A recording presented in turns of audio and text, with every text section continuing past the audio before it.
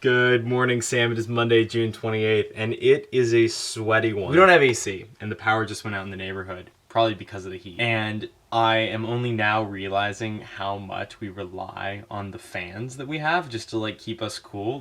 Without the airflow moving, it's so much hotter than it was. Before it was okay, it was fine, but now it's almost unbearable to be inside. So let's go outside. That's a little better. I've been thinking a lot about nature and spirituality and health and well-being a lot in the past couple of weeks. Like I said in a previous video, I started doing yoga. I've started running daily again, which is awesome. I've also been trying to practice this transcendental meditation that I learned back in the spring, and I have to say my practice has been somewhat sporadic. The recommendation is to do it twice a day. I probably do it once a day on average. Some days I do it twice, but on average I do it once a day. Because I think for me, the morning... Hi there, buddy. What's up?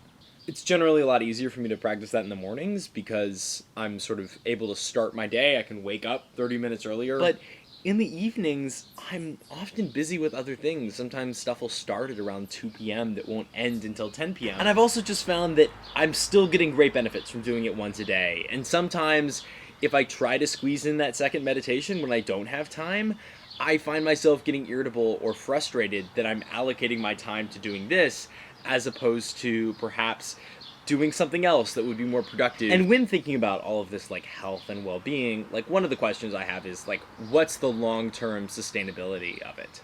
Right? If I'm doing all of this stuff every day, part of that is because I have time, right? For one, it's the summer. For two, I'm 21. I'm working a job that has an extraordinary amount of flexibility. I had lunch with a buddy of mine last week, and he talked about a motivational strategy that I found relatively compelling. He said that just because you didn't do something yesterday doesn't mean you can't do it today.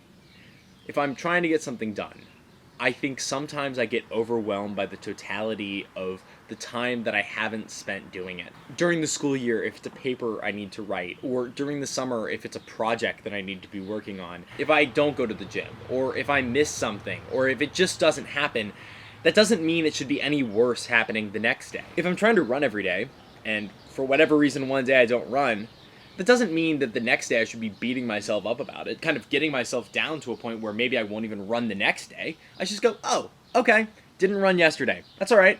I'm going to run today. So regardless of how sustainable any of it really actually is,